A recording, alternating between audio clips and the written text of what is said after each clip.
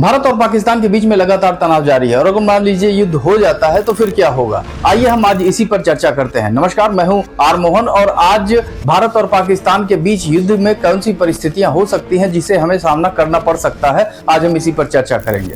देखिए, जैसे ही पाकिस्तान और भारत के साथ युद्ध होगा तुरंत ही भारत की जो इकोनॉमी है, खासतौर पर जो शेयर मार्केट है, इंडेक्स है, वो सब डाउन हो जाएंगे, गिर जाएंगे, क्योंकि इन्वेस्टर्स डर जाएंगे। खासतौर पर जो विदेशी इन्वेस्टर्स हैं वो तुरंत क्या करेंगे कि भारत से अपना पैसा लेकर बाहर जाना शुरू कर देंगे। तो भारत की इकोनॉमी डाउन हो जाएगी, रुपए की कीमत जो है वो गिर जाएगी। और जब रुपए की कीमत गिरेगी तो जो हम इंपोर्ट करते हैं, बाहर से लेके आते हैं, उसके लिए हमें ज्यादा पैसा देना पड़ेगा। नतीजा यह है कि भारत में महंगाई बढ़ेगी। तो हमें मानसिक रूप से इस चीज को लेकर तैयार होना चाहिए। दूसरी तरफ यह है कि ये जो महंगाई बढ़ेगी तो फिर जमाखोरी भी बढ़ेगी। लोग ज्यादातर सामान इकट्ठा करेंगे कि उसे ऊंचे दामों पर बेचा जा सके, इस युद्ध का फायदा उठाया जा सके। तो हमें भारतीय होने के कारण और राष्ट्रवादी होने के कारण अपने देश के लिए ऐसी चीजों की डिमांड को, ऐसी चीजों को कम कर देना होगा जिसमें भारत में सप्लाई की किल्लत है, विदेशों से आता है और यहाँ पर महंगा पड़ता है। तो हमें कोशिश करनी होगी कि रुपए को जितना ज्यादा से ज्यादा बचा सके।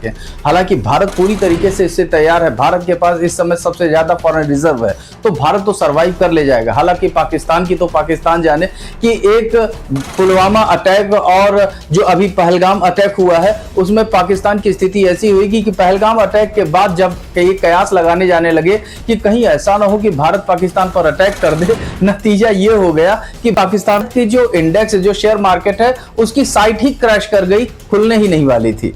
तो ऐसे कंडीशन में हमें इस चीज को लेकर तैयार होना चाहिए। दूसरी बात यह है कि भारत में करोड़ों लोग जो रोहिंग्या है, बांग्लादेशी है, पाकिस्तानी है, वो यहां रह रहे हैं और इसका पोल खुल चुका है। ऐसे में ये लोग क्या करेंगे और इनके स्लीपिंग सेल्स क्या करेंगे, भारत में सांप्रदायिक तनाव बढ़ाने की कोशिश करेंगे। और सांप्रदायिक तनाव यानी समाज में एक डर का माहौल होगा, लोग बाहर निकलने से बचेंगे और खासतौर पर बेरोजगारी, चिकित्सा, इन सब सुविधाओं पर भी थोड़ा बहुत असर पड़ सकता है, या कह ले कि आप ज्यादा पड़ सकता है। तो हमें मानसिक रूप से इसको भी लेकर तैयार होना चाहिए, क्योंकि अपने देश की बात है, हमें इकट्ठा रहना पड़ेगा। जहां तक बात हुई सांप्रदायिक तनाव की, तो सांप्रदायिक तनाव भी हमें समझदारी से हैंडल करना होगा। जैसे कि सोशल मीडिया हो गया या फिर ऐसे कोई भी रूमर्स और ऐसी कोई भी अफवाहें उड़ती हैं, तो हमें इस पर ध्यान नहीं देना चाहिए। सांप्रदायिक रूप से अगर हम एक रहेंगे, भारत अगर एक रहेगा, तो हम बड़े आसानी से, अगर भारत पाकिस्तान का युद्ध होता है तो इसमें जीत हासिल कर लेंगे। इसमें कहीं कोई दो राय नहीं है। हाँ, परेशानी खड़ी कर सकती है सांप्रदायिकता।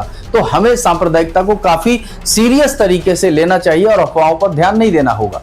दूसरी चीज जो सबसे बड़ी आ रही है वो है कि भारत के विपक्ष में चाइना हो गया, उज्बेकिस्तान हो गया, तुर्की हो गया, इवन दो अमेरिका तक में भी कोई भरोसा नहीं किया जा सकता ये पाकिस्तान के पक्ष में आ जाए, क्योंकि इन लोगों का जियोपॉलिटिकल इंटरेस्ट है पाकिस्तान में और ये लोग इसका साथ देंगे। चाइना तो खास तौर पर देगा, क्योंकि चाइना जो है उसमें बहुत ज्यादा इन्वेस्ट पाकिस्तान में कर रखा है। तो अगर ऐसे स्थिति होंगे तो चाइना की मजबूरी भी है और जियोपॉलिटिकल इंटरेस्ट होने के कारण वो चाइना पाकिस्तान का साथ देगा। ऐसे में साउथ ईस्ट का जो पार्ट है भारत का, उसे वो डिस्टर्ब करने की कोशिश करेगा। ब्रह्मपुत्र से जो आने वाला पानी है उसे ये डिस्टर्ब कर सकता है। तो हमें मानसिक रूप से इस चीज को लेकर तैयार होना होगा। ऊपर से अगर सोशल मीडिया का यूज करना ही है तो भारत में राष्ट्रवाद और भारत में देश प्रेम का जज्बा बढ़ा देना चाहिए। आर्थिक रूप से भी आप पूरी तरीके से तैयार रहिए। इस तरह से अपने आप को सेट कर लीजिए, अपने पैसे, अपने कौड़ी, अपना जो खाना खजाना है, ये सब अपने पास बना के रखिए कि हम, और ये सोचिए कि हो सकता है कि ये जो लड़ाई है वो लंबी चले। क्योंकि अगर हम लोग आज के परिदृश्य में देखें कि अगर ध्यान से समझिए, रशिया इतना बड़ा पावरफुल देश है और यूक्रेन के साथ लड़ाई करने में उसकी हालत खराब हो गई है और आज तक इस लड़ाई का कोई निर्णय नहीं ले पाया। बल्कि इजराइल की भी बात करें तो इजराइल इतनी बड़े टेक्नोलॉजी को लेकर भी हमास के साथ आज तक लड़ाई लड़ रहा है, इसका कोई निर्णय नहीं ले पाया। तो हो सकता है कि ये लड़ाई लंबी चले। तो मानसिक रूप से हमें तैयार होना है कि इस लड़ाई को लेकर हम मानसिक, आर्थिक, शारीरिक हर रूप से तत्पर रहें। हमें भारत की सेवा, भारत देश प्रेम के साथ लगे रहना है।